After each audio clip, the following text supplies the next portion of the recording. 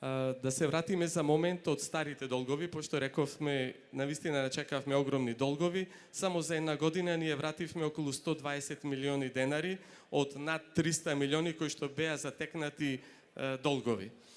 Дека нашата општина работи максимално домајчински и добро сме менаџирале со работењето, доказ е и тоа признание од нашето финансиско работење од Обединетите нации, односно од анализата на UNDP, каде што во програмата за развој 2022 година од сите 80 општини, нашата општина беше во првите 10 општини каде што покажа домајчинско и добро менаџирање со парите од буџетот.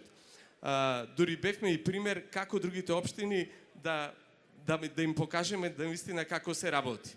Со тоа ние уште еднаш добивме едно големо признание и тоа не може никој да ни го поништи, никој не може да ни каже дека максимално се потрудивме само во година и пол и да покажеме нови проекти, но воедно и да вратиме од старите долгови.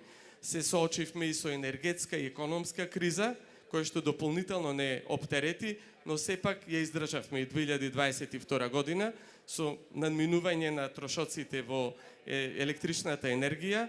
Се справивме навистина максимално.